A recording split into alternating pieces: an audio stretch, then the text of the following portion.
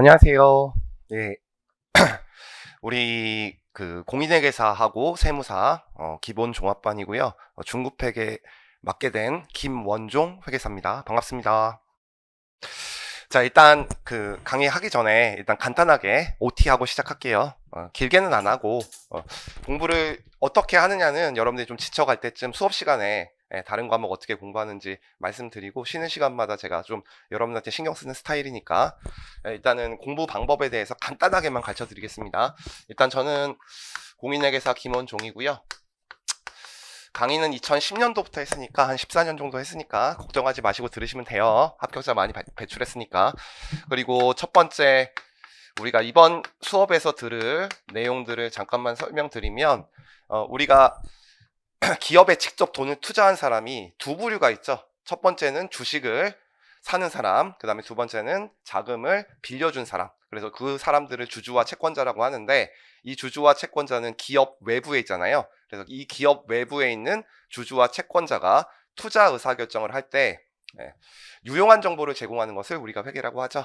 그래서 기업이 그 주주나 채권자를 위해서 장부를 작성하는 절차를 우리가 두 글자로 뭐라 그럽니까? 회계라고 하죠. 근데 그 회계라는 과목에 일단 우리가 공부를 하기 위해서는 기초 과목을 배워야 되는데 그것을 회계 원리라고 했고, 여기 제가 얼굴을 보니까 거의 다 저한테 회계 원리 들으셨다고 했고, 학생도 회계 원리 들었죠? 듣기는 들었죠? 그러면 상관은 없어요. 그래서 이 회계 원리는 시험에 나오는 건 아닙니다.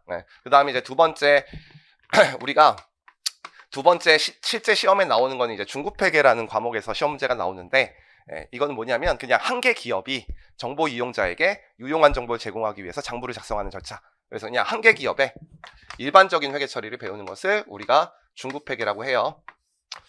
그 다음에 이제 고급회계라고 있는데 이 고급회계는 어려워서 고급회계가 아니라요. 한 개 기업이 다른 기업의 주식을 조금 많이 취득하거나 한 개 기업이 다른 기업의 기업을 인수할 때 합병이라고 하죠. 그래서 그 합병을 할 때 회계 처리를 배우는 것을 우리가 고급회계라고 합니다. 그래서 실제 회계학의 학문에 또 고급회계라는 게 있어요. 그래서 이 고급회계는 두 개 기업 이상의 특수한 회계 처리를 배우는 겁니다. 여기 회계사 준비생도 있기 때문에 회계사 준비생들은 정부도 우리 정보 이용자에게 유용한 정보를 제공하기 위해서 장부를 작성해야 되거든요. 그래서 그것을 정부회계라고 해요. 그래서 정부회계라는 또 분야가 하나 더 있습니다. 그 다음에 우리 일반적으로 재무회계는 상기업의 회계 처리를 배운다 그랬죠? 근데 제조기업도 매출액과 매출원가 작성하기 위해서 무언가 장부를 작성해야 돼. 그것을 우리가 원가 관리 회계라고 하고, 이 원가 관리 회계까지 해서 실제로 우리가 1차 시험에 나올 때 일단 1차만 생각합시다. 지금 일단은 제가 강의를 할 때는 2차까지 다 대비를 해주는데 기본반에서는 1차만 생각하시면 이렇게 네 과목이 있어요. 근데 이제 수험생이 공인회계사 수험생이 있고 세무사 수험생이 있습니다. 이렇게 두 가지. 두 가지 시험에 출제 비중이 달라요. 공인회계사 시험은요 150점 만점이에요. 회계학이. 왜냐하면 공인회계사 수험생들은 재무회계가 많이 필요해요. 감사가 주 업무기 때문에. 그래서 150점 만점이고요. 다른 과목은 다 100점인데 저희만 150점이기 때문에 한 문제당 3점이에요. 그래서 총 50문제가 출제가 됩니다. 그리고 세무사 준비생들은 세법이 좀 더 중요해요. 재무회계보다는. 물론 합격하는 데는 재무회계가 되게 중요하거든요. 그건 조금 이따 말씀드리고. 근데 시험 비중으로는 세법이 아무래도 중요하니까 점수 비중이 좀 낮습니다. 그래서 저희는 100점 만점이고 40문제가 출제가 됩니다. 그래서 한 문제당 2.5점이에요. 그래서 공인회계사 수험생들은 이제 50문제 중에서 중급회계가 25문제가 출제되고요. 고급회계가 10문제가 출제되고요. 안타깝게도 정부회계가 5문제, 원가관리회계가 10문제가 일단 출제돼요. 알겠죠? 그 중에서 이제 제가 가르치는 부분은 외부 정보 이용자에게 유용한 정보를 제공하는 거니까 제가 가르치는 부분 재무회계는 요거 두 개를 말하는 거고, 공인회계사 준비생들은 요거랑 요거를 제가 커버하게 될 거예요. 그래서 한 105점 정도 커버하게 될 거고, 세무사 준비생들은 좀 달라요. 세무사 준비생들은 사실 고급회계가 여러분들 실무에서 쓸 가능성은 조금 적어요. 그래서 실제 시험 문제에서 다행스럽게도 여러분들은 정부회계가 안 나오고요. 고급회계가 0에서 한 문제가 나오고, 여태까지 계속 많이 나올 땐 3문제까지 나온 적이 있었는데 한참 또 2017년, 18년, 19년에 안 나오다가 요즘에는 그냥 한 문제만 나와요. 그러면 사실 이 한 문제를 틀린다고 해서 여러분들이 1차를 합격 못하는 건 아니죠. 예, 그래서 보통 1차 시험을 볼 때는 시간이 없는 분들은 고급 회계를 제끼는 게 일반적입니다. 근데 좀 안타까운 소식이 있는데 사실 2차 시험에 고급 회계가 잘 안 나왔었어요. 근데 최근 4년 동안에 12점, 15점, 10점, 12점 이런 식으로 조금 한 주제가 계속 나오기 시작해. 그래서 요거는 2차 때는 좀 대비를 해보는 게 좋아요. 그래서 여러분들이 12월 달까지 공부를 하실 때 만약에 시간이 되신다. 그래서 세무사 준비생들 중에서 나는 2차까지 좀 대비를 하겠다. 그러면 세무사 전용 고급회계가 있어요. 알겠죠? 그거 온라인으로 미리 들으셔도 되고요. 아니면 동차 강의 할 때 1차를 붙고 동차 강의 할 때 제가 미리 2차 대비용 동차용 강의를 무료로 올려놨어요. 지금 항상 올려놔요. 미리 찍어서. 그래서 그걸 들으셔도 되고, 그거는 여러분들의 진도에 따라서 취사 선택하셔야 돼. 알겠지? 내가 다른 과목까지 다 대비가 돼 있고 나는 2차를 한 방에 붙겠다. 그러면 객관식 준비할 때도 틈틈이 고급회계 준비해 놓고, 그게 안 되고 일단 1차를 붙는 게 중요하다. 그러면 일단 중급회계만 공부해도 된다. 그래서 요거 세무사 준비생들 공부하실 때는 요건 전용 강의 제가 찍어 놨습니다. 자, 그 다음에 요 문제는 24문제가 나옵니다. 이상하게 25문제에서 24문제로 줄었어요. 그래서 저희는 24문제가 나오고 2.5점 곱하면 한 60점 정도 나오는 거고, 여기에 23문제에서 24문제가 이제 출제가 된다. 그리고 원가 관리 회계는 16문제가 출제가 됩니다. 이렇게 출제 비중이 있고, 지금 강의는 중급 회계부터 시작하는 거잖아요. 한계 기업의 일반적인 회계 처리. 근데 요즘에 세무사 수험생들이 갑자기 2010년도에 3,000명이었다가 뭐 15,000명, 17,000명 이렇게 점점 늘어나는 스타일이라서 회계하기 조금 어렵게 나와요. 그래서 중급회계 내용은 공인회계사랑 세무사 시험에 2차는 조금 차이가 나는데 1차는 완전 똑같아요. 알겠죠? 그래서 대비는 똑같이 하시면 돼요. 그래서 중급회계는 1차 대비로는 어떤 강의를 수강해도 상관이 없다. 그리고 2차까지 우리가 어차피 쳐야 되잖아요. 세무사 준비생들 너무 쉽게 공부하면 안 돼요. 제가 항상 말하는데 2차까지 붙어야 되기 때문에 공인회계사랑 세무사 준비하시는 강의 어떤 강의를 들어도 상관은 없습니다. 그래서 1, 2차 다 대비하는 강의를 진행할 거예요. 이게 일단 과목 소개. 그래서 우리는 중급회계 일단 먼저 배울 거다. 그 다음에 이제 두 번째, 우리가 이제 공부를 해야 되는데, 첫 번째 하나만 설명드리면 결석은 좀 하지 말아주세요. 어차피 실강 들으시는 분들이니까 우리 결석을 하면 두 가지가 문제인데요. 여러분들 이 공인회계사나 세무사를 뭐 최연소한다 그래서 인생에 성공한다 그러지 않아요. 왜냐면 사람이 인생을 살다 보면 평생 열심히 사는 게 힘들어요. 그래서 꾸준히 내가 8시간 공부할 사람이면 8시간 동안 공부를 하고, 10시간 공부한 사람이면 10시간 공부하고, 쉴 때 쉬고, 이런 식으로 내가 번아웃 되지 않고 평생 열심히 사는 게 중요한데, 뭐 내가 한 3년 동안 열심히 막 12시간, 16시간씩 공부했어. 그런 다음에 몸 망가지거나 아니면 공부가 다시는 하기 싫어진다. 그러면 평생을 살 때 성공을 못해. 그래서 성실한 사람들이 성공을 하기 때문에 일단 첫 번째, 세무사 공인회계사 안 붙어도 여러분들 성공할 수 있습니다. 성실한 게 중요하니까 결석하지 말아주시고, 두 번째는 일반 학교에 비해서 아무래도 학원이다 보니까 진도가 좀 빠릅니다. 그리고 회계학은 단원별로 좀 연결이 돼요. 그래서 한번 결석하면 조금 듣기가 힘들 거예요. 그래서 여러분들 본인의 사망을 제외하고는 결석 안 하는 겁니다. 알겠죠? 결석하지 말아주시고, 이것만 잔소리. 두 번째는 이제 공부하는데 우리가 예습을 하잖아요. 예습은 하지 말아주세요. 이유는 비효율적이라는 거예요. 여러분들 시험에 뭐가 나오는지 모르잖아요. 어차피 우리는 시험에 붙는 거니까. 제가 다 분석을 했겠죠? 그래서 예습하는 게 사회과학 같은 경우에는 여러분들 안드로메다로 갈 수 있어. 그래서 예습은 하지 말고, 부탁은 수업을 듣는데, 수업을 들을 때 학교에서 수업 듣는 것처럼 대충 이렇게 힘 빼고 듣지 말고요. 수업 시간에 무조건 자기의 힘을 다 투입해서 집중력을 재발휘해서 힘들 정도로 들었으면 좋겠어요. 눈 풀지 말고. 알겠지? 왜 그러냐면 여러분들이 그렇게 수업을 들어야지 그 수업 들은 내용이 기억이 나. 그러면 그날 복습을 하면 복습 시간이, 오늘 같은 경우에는 이제 말 문제밖에 없기 때문에, 계산 문제가 없기 때문에 30분이면 끝납니다. 복습 시간이. 근데 여러분들이 대충 수업 시간에 딴 생각하고 그러면 여러분들이 다시 복습 동영상을 듣거나 아니면 복습 시간이 확 늘어나게 돼. 그러면 이제 여러분들이 지쳐서 공부를 못 하거든요. 그래서 수업 시간에 좀 집중을 하시고, 부탁입니다. 수업 시간에 힘들어야지 여러분들 공부를 안 하는 거야. 저도 공부하기 싫거든요. 알겠죠? 저도 수험생일 때 공부하기 싫었어. 예, 그래서 그렇게 집중하면 복습 시간이 줄어드니까 여러분들 이제 금요일 날 예, 우리 나이트도 갈 수 있고, 알겠지? 예, 그러려면 여러분들이 수업 시간에 집중해야지 효율적으로 살 수 있습니다. 예, 그래서 수업을 듣고 제 부탁은 그날 배운 거 그날 복습하셨으면 좋겠습니다. 됐죠? 예, 조금 이제 문제가 계산 문제 나오는 단원은 한 4시간 수업 하잖아요, 보통 하루에. 그럼 한 2시간 정도로 복습 시간 끝날 거예요. 그 정도면 이제 합격할 정도의 실력이라고 생각하시면 돼.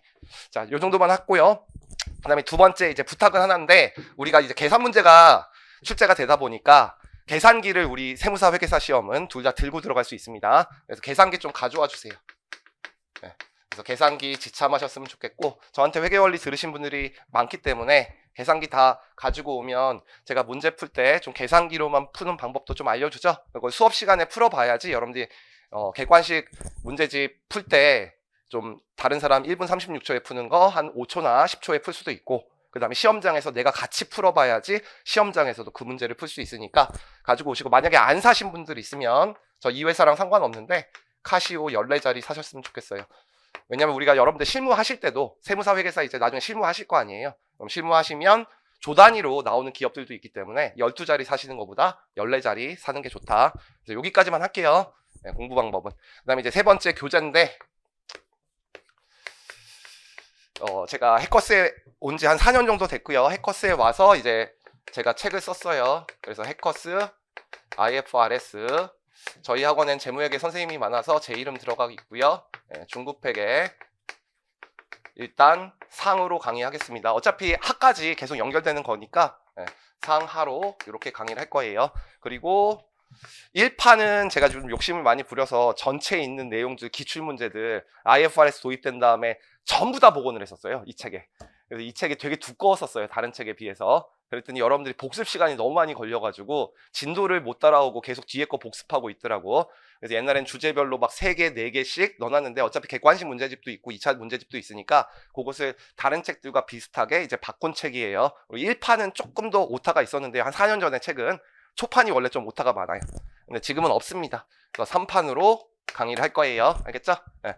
3판으로 들으시면 되고, 그 다음에 이제 다른 책들과 제 책이 좀 다른 내용이 뭐냐면, 일단 여러분들이 기준을 좀 알아야 되잖아요. 우리 기준 배우는 거예요. 네. 재산의 증감 변화를 일으키는 사건, 거래가 일어났을 때 장부에 기록하는 방법, 그걸 국제회계 기준이라고 하는데, 그 기준을 이제 기준서별로 이제 배우게 됩니다. 중급회계는. 네.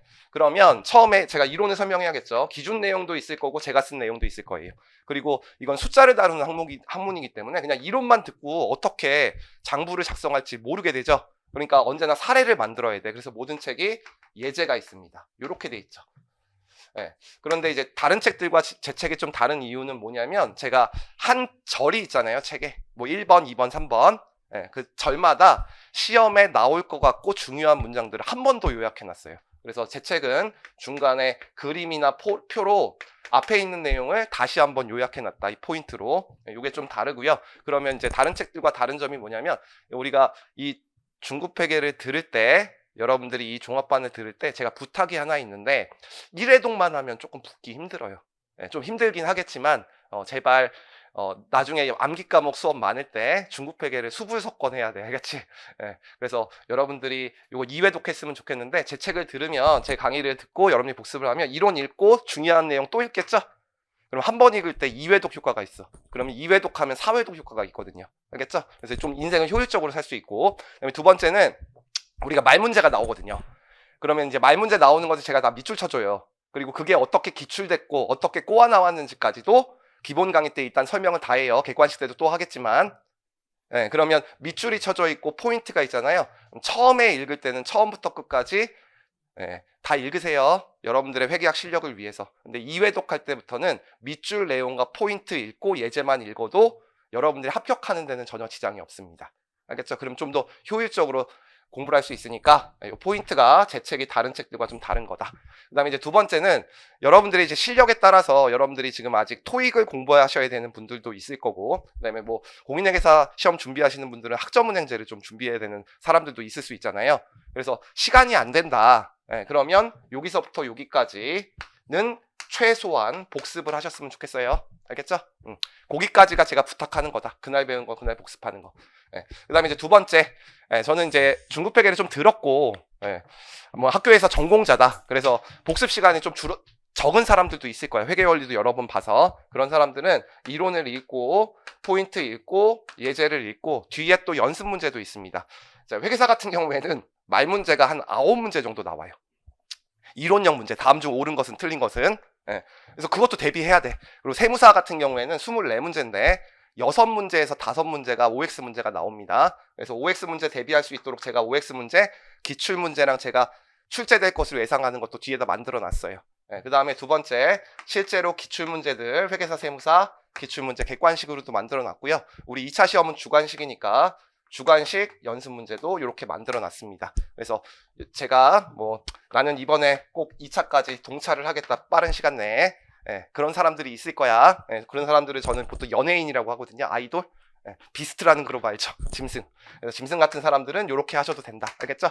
예, 근데 제가 부탁은 뭐냐면 이렇게 공부하든 이렇게 공부하든 합격하는 데는 지장이 없으니까 다독이 중요하거든요. 처음에 들으면 안 들리는 내용들이 있어서 계속 이걸 반복해서 듣다 보면은 여러분들이 이해가는 내용들이 있어. 그래서 제발 이번 강의를 할때 다른 과목까지 끝난 기본 종합반에서 제발 2회독만 좀 해줬으면 좋겠다.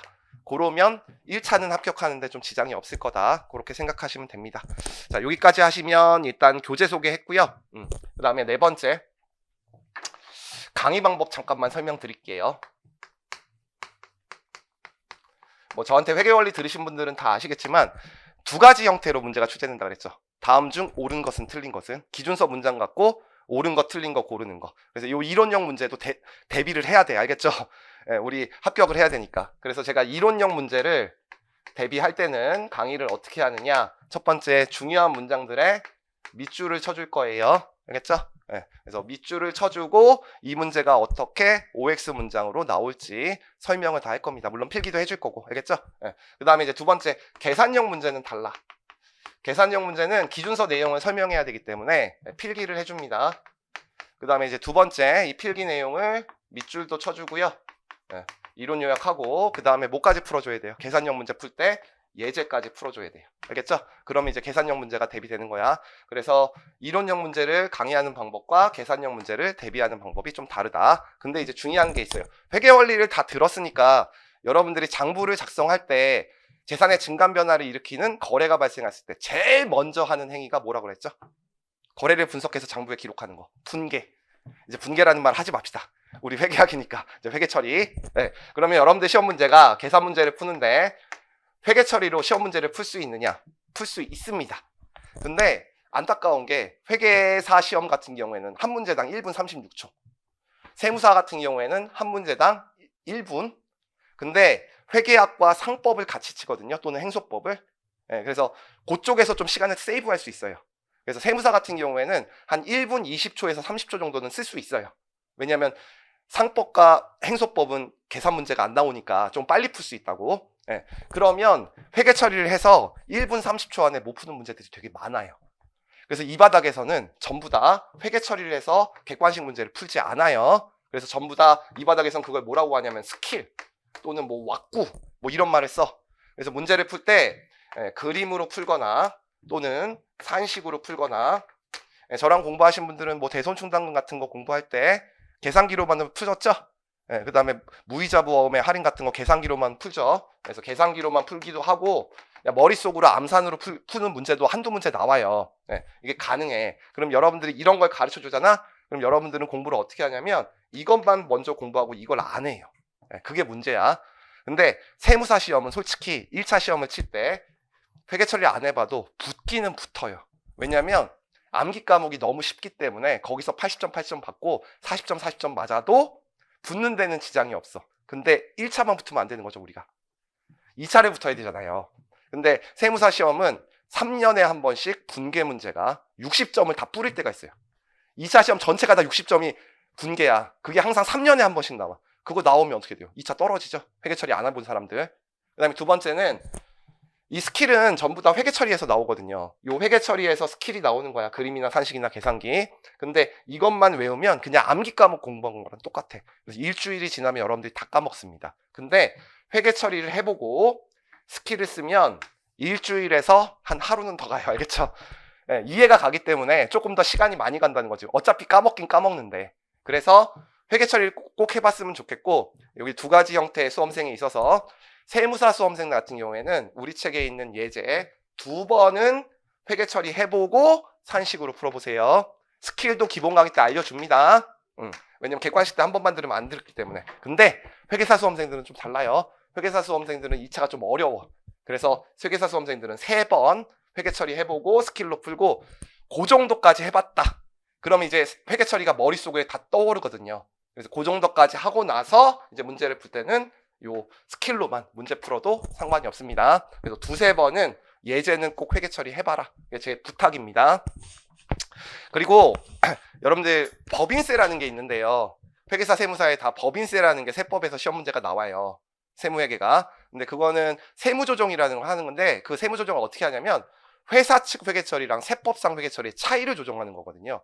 그럼 머릿속에 회사 측 회계처리랑 세법상 회계처리가 떠오르지 않으면 여러분들이 빨리빨리 세무조정을 못해요. 그래서 회계처리를 안 해본 사람들이 재무회계에서만 털리는 게 아니라 법인세가 약하게 돼요. 예, 그런 세무사 준비생들을 많이 봐. 회계사 준비생들은 왜 그러냐면 재무회계가 중요하니까 많이 보니까 예, 세법에서 그런 일이 안 일어나는데 세무사 준비생들은 재무회계가 아무래도 점수가 비중이 세법보다 낮으니까 그렇게 공부해갖고 나중에 법인세에서 털린다고. 물론 그렇게 해도 붙어. 다 외우면 돼요. 알겠죠?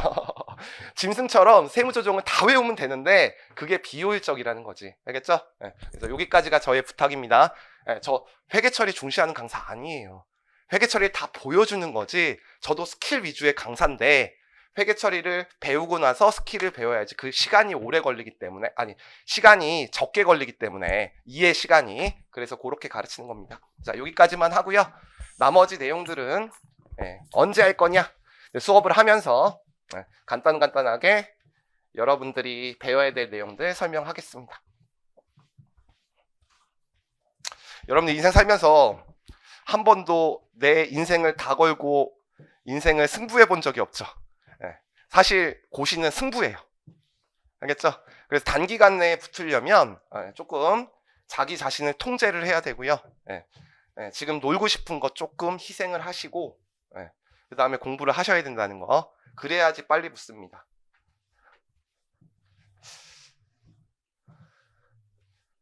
기간은 보통 세무사 준비생들도 한 3년 6개월 정도는 공부해요. 그리고 회계사 준비생들도 3년 6개월 정도 공부하고요.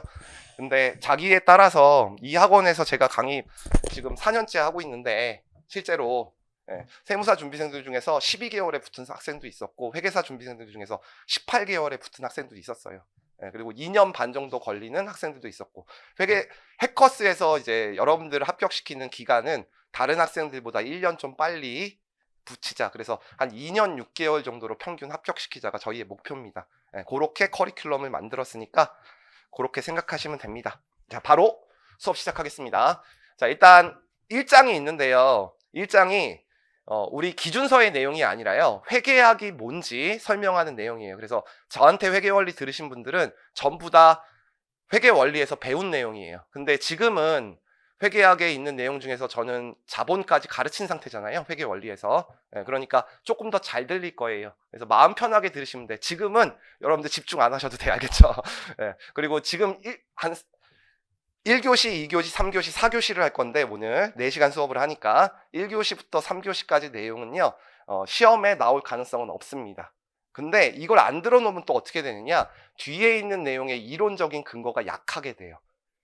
그래서 이론적인 근거가 강해야지 안 외울 것들이 있단 말이에요. 알겠죠? 그래서 2장과 3장 그리고 강론의 내용을 가르치기 위해서 일단 먼저 회계의 이론을 좀 배우겠습니다. 여러분들 회계를 나누면 재무회계랑 관리회계로 나눈다 그랬잖아요. 근데 저는 재무회계 강사이기 때문에 첫 번째 재무회계 일반론이라고 이렇게 챕터를 만들어 놨고요. 자, 여러분들 한 가지만 말씀드릴게요. 저는 회계학 강의할 때 필기를 하면서 강의를 해요. 왜냐면 이게 숫자를 다루는 항목이다 보니까 제가 그냥 뭐 파워포인트 같은 거 틀어놓고 공부를 시키면 학교 강의랑 똑같은 거잖아. 그러니까 문제 풀어줘야 되니까 필기를 하는데 필기를 할 필요가 없어요. 왜냐하면 여러분들이 이론 요약하는 게 내가 이론 요약하는 것보다 안 좋겠죠. 저는 기출문제 다 외우고 있어요. 연도까지. 세무사, 회계사. 그러니까 여러분들이 이론 요약하는 게 중요하지 않아. 그래서 제 필기는 수업을 듣고 나면 어딘가 다 있어요, 책에. 그래서 제가 강의 어떻게 합니까? 필기 먼저 하죠. 그리고 책에 밑줄 쳐주죠. 그리고 칠판 지우면서 다시 한번 설명해서 3번씩 가르쳐주죠. 그때 밑줄을 쳐줄 때 제 필기가 책에 다 있다는 걸 알게 돼. 알겠죠? 그러니까 필기하지 마세요. 제가 필기하라 그럴 때 5장 갖고 오라 그래요. A4지. 그때만 갖고 오면 돼. 알겠죠? 그리고 우리가 또 이제 객관식 시간에는 이 두꺼운 책으로 공부할 수 없다고. 그러면 이 이론 요약서가 있어. 알겠죠? 객관식 강의할 때는 이 이론 요약서에 또 시험 문제 나오는 거 또 다시 다 밑줄 쳐줘. 여러분 다 까먹고 오기 때문에. 그러니까 이게 있어. 알겠지? 그러니까 필기하지 말라고요. 부탁.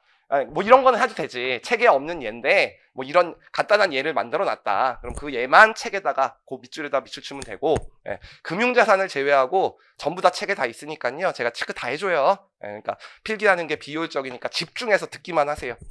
그래서 첫 번째 이제 재무회계 의의라는 게 있고요. 거기에 1절, 2절, 3절이 있는데 한꺼번에 설명하겠습니다. 첫 번째 우리가 회계를 배우니까 회계의 뜻이 뭔데 그건 알아야 되죠. 그래서 회계의 정의 가르쳐 드릴 거고요. 그 다음에 회계 정보를 이용하는 사람이 있어요.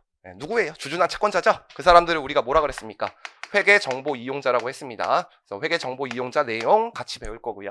그 다음에 회계의 분류를 어떻게 하는지, 그래서 회계의 분류라는 내용이 있는데 그것을 한꺼번에 설명하겠습니다. 회계가 뜻이 뭐라 그랬어요? 기업이 어떤 기업이 뭘 하고 싶은 거예요? 자금을 조달하고 싶은 거예요. 그럼 자금을 조달하는 방법이 2가지가 있죠. 첫 번째는 주식을 발행하거나 아니면 은행에서 돈 꾸는 거. 그러니까 주주나 채권자에게 자금을 조달해야 돼. 그러면 이 주주나 채권자는 투자 의사결정을 할 때 그냥 투자 의사결정을 해야 됩니까? 이 기업이 얼마의 돈을 버는지, 얼마의 재산이 있는지를 확인해야 돼요. 얼마의 재산이 있는지를 확인해야겠죠? 장부를 확인해야 된단 말이야.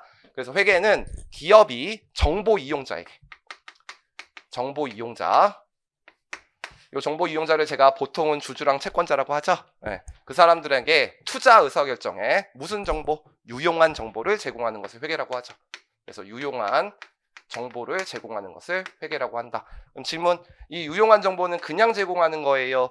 이 사람들은 기업 외부에 있으니까 표준화되고 객관적인 양식에 의해서 보고해야 돼. 표준화되고 객관적인 양식에 의해서 보고해야 된다. 그걸 우리가 뭐라고 합니까?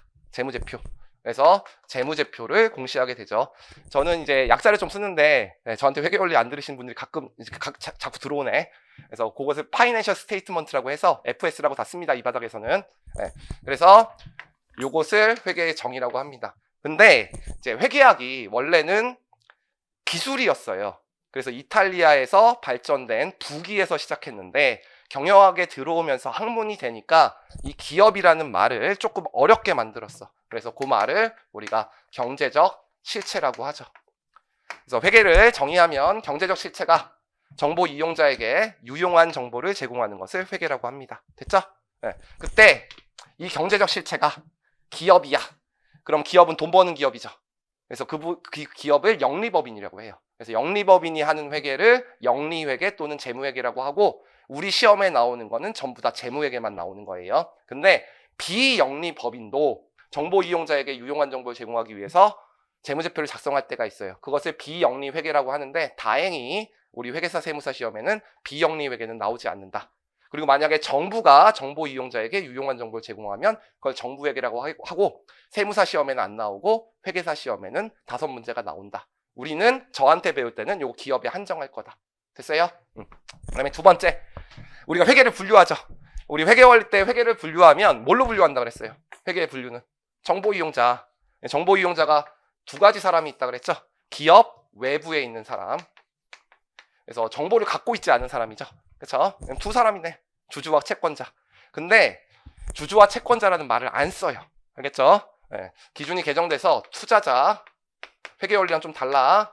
대여자와 그리고 그 밖에 채권자라고 합니다. 주주와 채권자라는 용어가 투자자, 대여자와 그 밖에 채권자라고 용어가 좀 바뀌었다는 거, 그것만 좀 기억하시면 돼. 그리고 기업 내부에 있는 사람이 있죠. 기업 내부에 있는 사람 정보를 다 갖고 있으니까 굳이 재무제표를 볼 필요가 있어요. 전 증빙 다 갖고 있는데 정보 다 알고 있는 거야. 정보 다 알고 있는 거야. 그래서 기업 내부에 있는 사람 중에 가장 대표적인 사람이 경영자다. 그래서 만약에 기업 외부에 있는 사람이라면 정보에 대한 접근 권한이 약하기 때문에 표준화되고 객관적인 양식에 의해서 재무제표를 그리고 이 사람들을 위한 회계를 우리가 회계를 분류할 때 재무회계라고 하고, 제가 가르치는 회계 원리 중급회계, 고급회계가 재무회계 분야입니다. 근데 이 경영자는 재무제표를 볼 때 기업 전체의 재무제표도 관리가 되는데요. 요즘 기업들은 사업부를 2가지씩 갖고 있죠. 2가지나 3가지. 그래서 삼성전자 같은 경우에도 반도체 사업부 있고 스마트폰 사업부 있고 백색가전 사업부가 있어요. 그러면 내가 돈이 있을 때 그 돈에 스마트폰 사업부에 투자할 것인가 아니면 백색가전에 투자할 것인가 판단해야겠지. 그래서 사업부별 손익계산서 가지고 판단을 해요. 그렇게 판단하는 것을 우리가 뭐라고 하냐면 예산을 짜야 되니까 계획이라고 하고요. 두 번째, 만약에 스마트폰 사업부가 돈을 잘 벌었어. 그럼 그 사람들한테 성과급을 많이 줘야 되잖아. 그런 것들을 우리가 뭐라고 하냐면 통제라고 하고 성과평가라고 합니다. 자, 이런 것들을 위해서 재무제표를 봐요. 그래서 이런 것들은 기업 관리적인 목적이라고 해서 관리회계라고 할 거고, 이 관리회계까지 제가 가르치면 너무 시간이 많이 걸리니까 이거는 엄윤 선생님이나 강용태 선생님이 이제 가르칠 거다. 그래서 이거는 다른 분야다. 그러니까 저는 재무회계에 초점을 맞출 거다. 여기까지. 회계 원리 때 들었던 내용과 거의 유사하죠? 근데 이게 시험에 나오는 건 아니에요. 2가지만 말씀드릴게. 우리가 이번에 기준서가 바뀌면서요. 회계의 목적이라는 게 있는데, 회계의 목적이 원래 재무회계는 외부 정보 이용자에게 투자 의사결정에 유용한 정보를 제공하는 것을 재무회계의 목적이라고 한다. 이렇게 해야 되죠. 근데 이 외부 정보 이용자라는 말을 바꿔놨어. 뭐라고 했냐면 현재 및 잠재적 투자자, 대여자와 그 밖의 채권자가 투자 의사결정을 할 때 유용한 정보를 제공하는 것을 회계라고 한다. 이렇게 바꿔놨어요. 그럼 그 용어를 좀 알아야 되잖아. 시험에 그걸 장난쳐서 OX 문제를 내는 건 아니야. 근데 잘 안 읽히는 문장이라서 제가 이게 개정될 때가 2012년도에 용어가 개정됐는데 그때 이 BS를 가지고 설명을 했습니다. 이것도 책에 있어요. 이 그림 다 있으니까 필기하지 마시고. 그럼 BS에서 차변에 뭘 써요? 자산. 대변에 뭘 쓰죠? 부채와 자본을 씁니다. 여기까지는 알 거예요. 그럼 재무상태표에 대변이 의미하는 바가 뭐라 그랬어요? 자금을 어떻게 조달했는지. 그쵸? 그래서 만약에 채권자에게 자금을 조달했으면 부채라고 하죠. 그래서 채권자의 청구권을 부채라고 하고, 주주로부터 자금을 조달했으면 자본이라고 합니다. 그래서 외부 정보 이용자를 예전에는 주주와 채권자라고 불렀단 말이야. 근데 그걸 쪼개놨다고. 알겠어요? 그럼 자금을 조달할 때 여러분들 타인에게 돈을 빌려서 발생한 채무를 뭐라 그래요? 3글자. 아무도 대답을 안 해. 왜? 차입금. 그쵸? 은행에서 돈 껐을 때 그러면 계정 과목을 차입금이라고 이렇게 쓰잖아요. 그러면 자금을 누구한테 조달한 거예요? 돈을 빌려준 사람. 그러면 이 사람을 대여자라고 하죠. 그쵸? 그럼 이 사람이 자금을 빌려줄 때 재무상태표랑 포괄손익계산서 봐서 얼마 버는지, 현금이 얼마 있는지 확인해야 된다는 거지. 원리금을 회수했대. 그럼 이 사람은 뭐 의사결정을 할 때 이 재무상태표랑 포괄손익계산서 봐야 되는 거야? 대여. 돈 빌려준 사람이니까. 그래서 채권자를 쪼개놨다고요. 대여자와 그 밖의 채권자로. 왜냐하면 돈을 빌려주지 않고도 채무가 발생할 수 있죠. 돈을 빌려주지 않고도. 예를 들면 외상으로 물건을 구입했어. 그럼 뭐가 발생해요? 상품을 외상으로 매입해서 발생한 채무. 매입 채무. 그리고 상품 이외에 토지나 건물을 외상으로 매입하면 미지급금이 잡힙니다. 그럼 질문, 이 사람들은 돈 빌려준 사람이에요? 아니면 신용 제공한 사람이야? 신용 제공한 사람. 그래서 용어를 바꿔놨다고. 이 사람들을 뭐라고 바꿔놨다? 그 밖의 채권자. 이것도 원래 기타 채권자였는데 그 밖의 채권자로 번역을 바꿔놨습니다. 그럼 이 사람들은 뭘 한 거다? 기타 형태의 신용을 제공할 때 이 사람들도 원리금을 회수할 수 있는지 재무상태표랑 포괄손익계산서 보라고 하는 거죠. 그리고 옛날에는 투자자라고 하면 무조건 주식에 투자한 사람만 투자자라고 불렀어. 그러면 BS에서 자본으로 자금을 조달하면 회계 처리가 어떻게 나오죠? 모르는 사람도 있으니까 현금, 자본금, 주발초. 그렇죠? 보통은 우리 자본금과 주발초 합쳐서 자본금과 자본잉여금을 주주가 불입한 자본이라고 해서 그냥 납입자본이라고 할게요. 납입자본. 그럼 이거는 뭐에다 투자한 사람들이야? 주식에. 그럼 우리 주식을 다른 말로 뭐라고 부른다 그랬어? 한 주당 의결권이 하나이기 때문에 지분상품이라고 부른다 그랬죠. 그래서 옛날에는 지분상품에 투자한 사람만 투자자라고 불렀어. 그리고 얘는 투자자, 얘는 채권자라고 불렀어요. 근데 주식회사가 돈을 빌릴 때 다수의 사람들한테 적은 금액을 원활하게 자금을 조달하기 위해서 주식회사가 발행한 채무증권을 우리가 뭐라고 불렀죠? 회사채. 계정 과목으로는 회자를 빼죠. 그래서 얘가 사채라고 이렇게 주식을 발행했어. 그럼 누군가 이것을 사겠죠? 근데 옛날엔 이 사람들을 뭐라고 불렀다고? 채권자라고 불렀어. 근데 채무상품도 사채를 채무상품이라고 하죠. 회사채를, 채권을. 그래서 채무상품에도 투자할 수 있죠. 그래서 지분상품과 채무상품에 투자한 사람들을 투자자라고 불러서 요 투자자 그 다음에 대여자, 그 밖의 채권자로 주주와 채권자를 용어를 바꿔놨다. 됐죠? 네. 그래서 이 용어는 2장에서 나와요. 그리고 여러분들 시험에 나오는 거야. 그래서 그게 안 읽혀서 일단 필기해 준 거야. 요 이해 가죠? 네. 됐습니다. 이 사람들은 뭐 하기 위해서 보는 거예요? 주식을 매수할까? 주식을 매도할까? 아니면 지금 갖고 있는 사람이면 보유할까? 요거 확인하기 위해서. 네, 지금 내가 주식을 보유하고 있는데 이익이 계속 오르고 있어. 그럼 안 팔면 되죠? 이익이 떨어지고 있어. 그럼 팔아야 되죠? 내가 안 갖고 있는 사람이야. 그러면 만약에 이익이 오를 것 같으면 사면 되는 거죠. 네, 그 다음에 또 하나. 여기 하나가 더 있다. 뭐가 있냐면 앞에 이런 말이 붙어 있어요. 현재. 그래서 지금 주식을 갖고 있는 사람도 재무상태표랑 포괄손익계산서 봐야 돼. 왜? 두 가지 이유 때문에. 보유할 것인가 매도할 것인가를 확인하기 위해서. 근데 그 사람만 봐야 되는 거 아니죠. 너 만약 기용아 미안. 너 만약에 세무사 돼서 월급이 600만 원 나왔는데 세금 빼고 500만 원 벌었어. 근데 100만 원만큼 돈을 쓰고 400만 원이 남았어. 그럼 주식에 투자할 거지? 너 지금 주식하고 있잖아. 그치?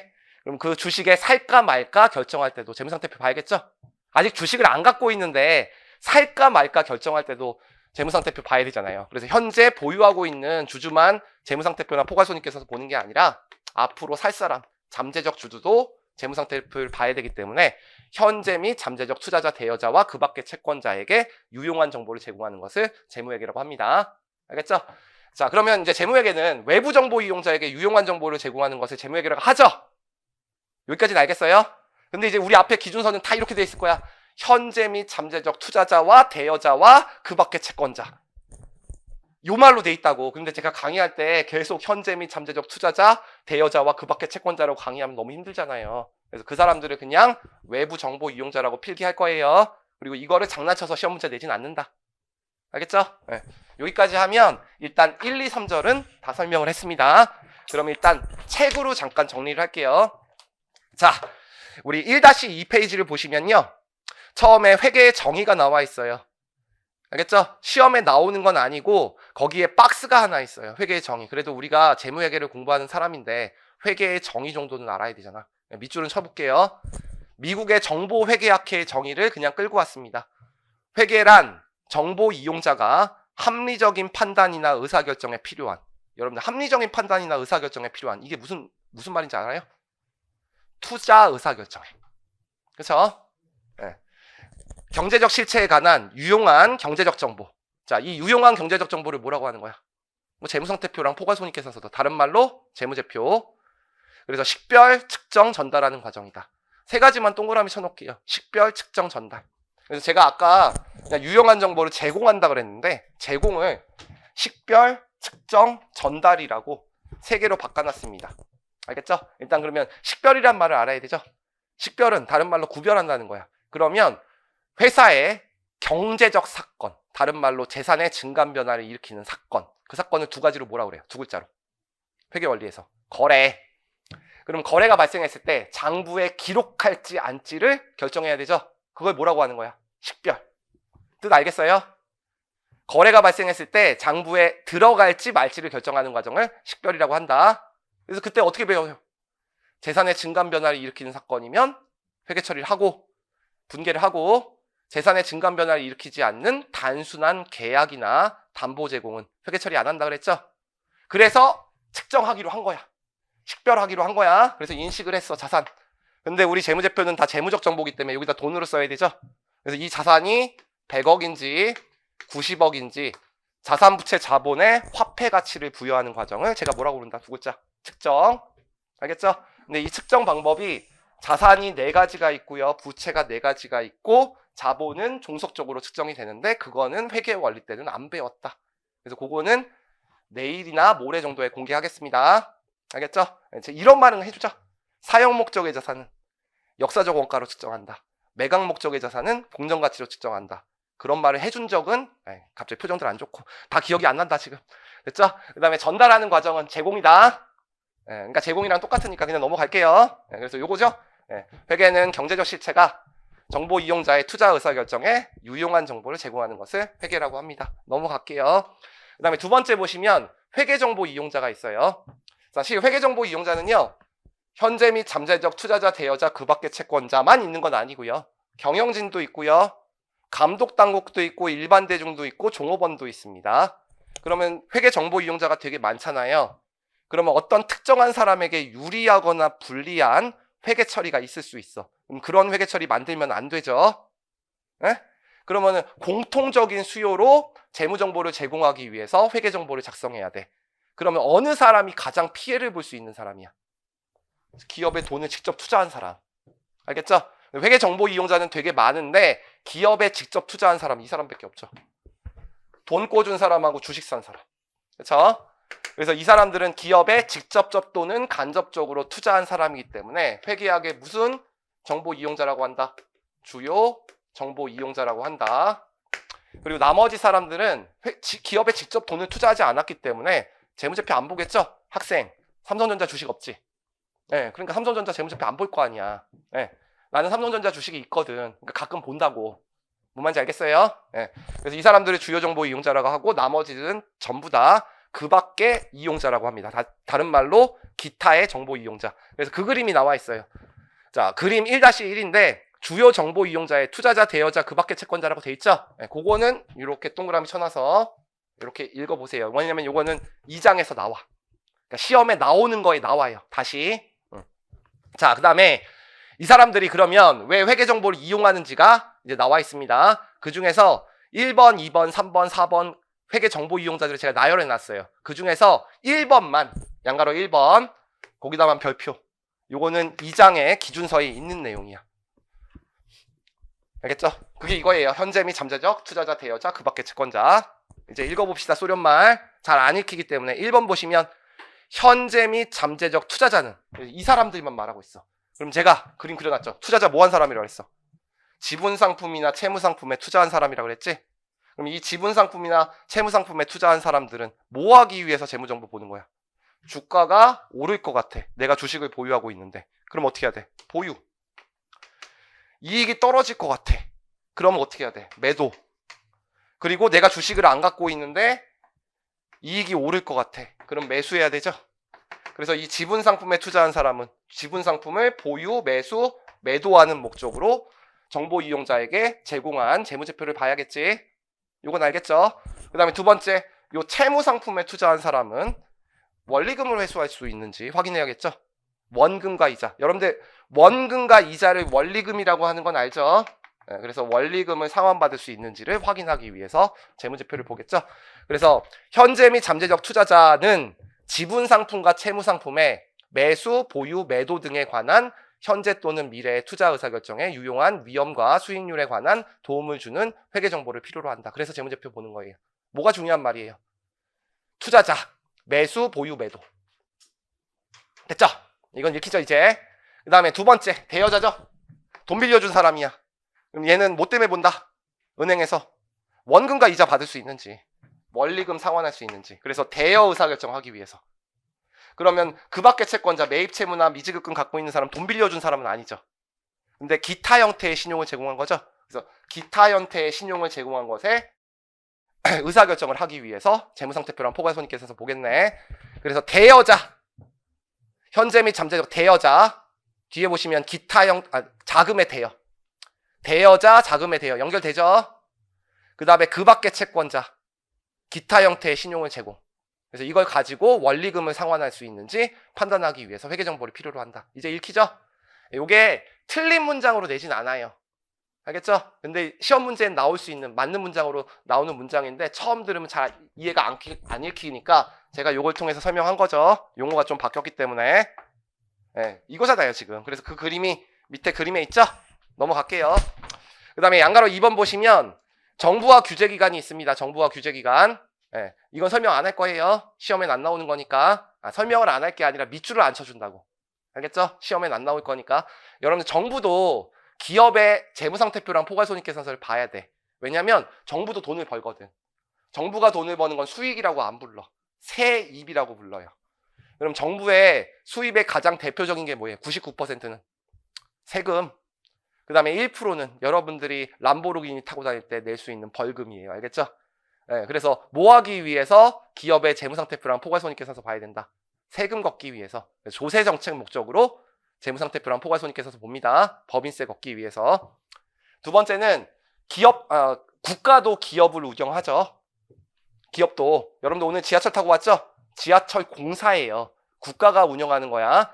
근데 코로나 때 돈을 되게 많이 풀어가지고 막 유가도 오르고 물가가 많이 올랐는데 실제로 우리 지하철 요금은 아직은 안 올랐습니다.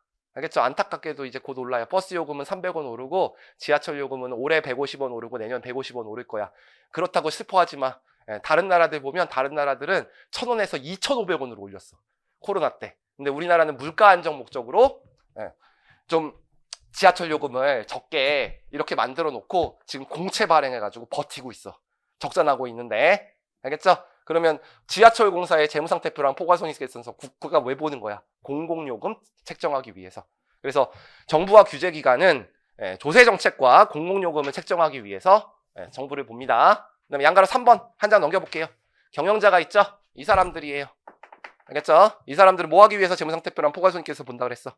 사업부가 여러 가지면 어디에다 돈을 많이 투자할지 예산, 계획 짜기 위해서. 그리고 그 사람들 갈궈야 되죠. 너 오늘 왜 이렇게 스마트폰 오래 못 팔았어? 사업부장 잘라야 될 거 아니야. 통제하기 위해서. 그리고 돈을 잘 버는 반도체 사업부에는 뭐 줘야 돼요? 성과급 많이 줘야 되죠? 성과평가하기 위해서. 근데 요 내용이 어디서 배우는 거다? 관리회계에서 첫 시간에 어떤 선생님이든지 다시 회계의 분류 다시 설명할 거야. 그래서 요거는 관리회계 들으면 저절로 알게 돼요. 알겠죠? 그 다음에 네 번째 종업원이에요. 여러분들 종업원은 왜 우리 회사의 재무상태표랑 포괄손익계산서 봐야 돼? 여러분 적자 나는 기업에 취직할 거야? 아니죠? 그래서 입사 결정하기 위해서. 그 다음에 아주 좋은 기업이었는데 기업이 망해가고 있어. 퇴직해야지. 퇴직 의사결정하기 위해서. 그리고 올해 돈을 많이 벌었어. 그럼 어떻게 해야 돼? 머리에 띠 둘러야 돼요. 월급 많이 달라고. 알겠죠? 그걸 뭐라 그래요? 머리에 띠 두르는 거. 월급 많이 달라고. 임금 협상하기 위해서. 임단협이라고 하죠. 2월달 되면 우리나라의 노조들은 전부 다 월급 많이 올려달라고 한다. 다 재무상태표 보고해. 그 사람들. 회계 공부한 사람들이야. 알겠죠? 시험에 안 나오고요. 그 다음에 일반 대중들은 왜 재무상태표랑 포괄손익계산서 봅니까? 여러분들은 가끔 만약에 재무상태표 본다 그러면 왜 봐? 그냥 내가 공부한 거 확인하기 위해서 보는 거지 뭘. 재무상태표 한번. 그쵸? 저 같은 경우엔 강의하기 위해서 봅니다. 교수님들은 논문 쓰기 위해서. 됐죠? 중요한 거 아니고요. 그 다음에 제일 마지막에 볼게. 그럼 이렇게 정보 이용자가 많았죠? 근데 이 사람들의 공통적인 수요를 충족하는 재무정보를 제공해야 되잖아. 근데 어떤 특정한 사람에게 유리하거나 불리하게 회계 처리할 수 없죠? 그러니까 우리는 누구를 위해서 재무정보를 제공할 수밖에 없다. 기업에 돈을 직접 투자한 사람. 이 사람들. 알겠죠? 그래서 이 사람들을 위한 회계이기 때문에 특수목적 보고서가 아니에요. 회계는. 그래서 그것을 우리가 뭐라고 한다? 일반 목적 재무 보고라고 한다. 특수목적 보고가 아닙니다. 그래서 그 밑에 보시면 따라서 밑줄 칠게요. 이거는 기업 실체에 직접적 혹은 간접적으로 자금을 투자한 현재 및 잠재적 투자자, 대여자와 그 밖의 채권자를 회계정보의 주요 정보 이용자로 간주하고 이들을 위한 정보를 제공하는 것이 일반적이다. 그래서 이것을 이제 나중에 뭐라고 부를 거다? 일반 목적 재무보고라고 한다. 여러분들 공통적인 수요를 충족하는 정보라는 거죠. 그래서 일반 목적이라고 하는 거죠. 그러면 어떤 특정한 사람을 위해서 정보를 제공하는 건 뭐라고 부르는 거야? 특수목적. 회계는 특수목적 보고서가 아닙니다. 알겠죠? 일반 목적 보고서다. 자, 그 다음에 5페이지 보시면 회계의 분류가 나와요. 정보 이용자로 나눈다 그랬어요. 그래서 이 회계의 분류를 정보 이용자로 나누는 얘기를 재무회계는 만연체로 써놨고 1번에서 관리회계를 만연체로 써놨어. 근데 시험에 안 나와. 그러니까 한번 읽어보세요. 그럼 졸리실 거고. 그런데 설명을 안 할 수는 없어. 그래서 앞에 읽었던 걸 요약하면 다 읽히거든요. 그래서 1-6페이지 한번 볼게요. 1-6페이지. 거기에 포인트 있죠? 네, 그건 한번 읽어봅시다. 왜냐면 뭐 여러분들 관리회계 시간에도 이 표가 있으니까 여기서 읽으면 관리회계 공부할 때 좀 편하잖아요. 네. 자, 그럼 회계를 분류하면 뭘로 분류한다 그랬어? 정보 이용자. 그래서 재무회계는 정보의 접근 권한이 약한 현재 및 잠재적 투자자, 대여자와 그 밖의 채권자를 위한 회계를 우리가 재무회계라고 한다. 그래서 재무회계의 목적에 외부자만 보면 되는 거죠. 외부 정보 이용자를 위한 회계를 재무회계라고 한다. 근데 이 외부 정보 이용자는 기업 외부에 있기 때문에 정보가 다 갖고 있어요? 안 갖고 있어요? 정보에 대한 접근 권한이 약하다. 그러면 제공을 할 때 회사마다 다른 회계 정보를 제공하면 안 되지. 그래서 표준화되고 객관적인 수단으로 공시해야 될 거 아니야. 그 표준화되고 객관적인 수단을 우리가 뭐라고 한다? 재무제표. 그래서 그 수단, 재무제표가 있는 거죠. 재무회계는. 여기까지 알겠어요? 근데 이 재무제표도 경영자가 지 맘대로 만들면 어떻게 돼? A 기업과 B 기업을 비교할 수가 없지? 그래서 이 재무제표를 만들 수 있는 방법을 아예 제시를 하고 있죠? 그래서 거래를 재무제표에 기록하는 방법을 우리가 뭐라고 합니까? 회계 원칙. 그래서 회계사나 교수님들이 결정을 하잖아. 그래서 뭐라고 불러요? 일반적으로 인정된 회계 원칙이라고 하죠. 그래서 일반적으로 인정된 회계 원칙으로 그리게 되고 우리나라는 뭘 채택했다? 국제회계 기준. 그래서 우리나라는 IFRS에 따라서 회계 처리를 하게 될 거고 그래서 지금 책 이름이 IFRS 중국회계라고 되어 있는 거죠. 그래서 거기 뭐라고 되어 있냐면 정보 이용자는 외부 정보 이용자 그리고 보고 방법이 표준화되고 객관적인 수단 재무제표라고 되어 있는 거죠. 근데 이 재무제표를 만드는 방법을 뭐라고 하는 거야? 일반적으로 인정된 회계 원칙. 영어로 Generally Accepted Accounting Principle이라고 해서 이 바닥에서는 다 갭이라고 부르죠. 그 다음에 정보의 범위가 있어요. 재무회계는 상대적으로 관리회계에 비해서 과거지향적인 정보입니다. 무슨 말이냐면 오늘이 8월 16일인가요? 근데 오늘 내가 주식을 사고 싶어. 그럼 오늘자 재무제표 공시돼요? 안 돼요? 안 되죠? 일반적인 기업들은 1년에 한 번 재무제표 만드니까 전년도 말 재무제표가 공시되어 있단 말이야.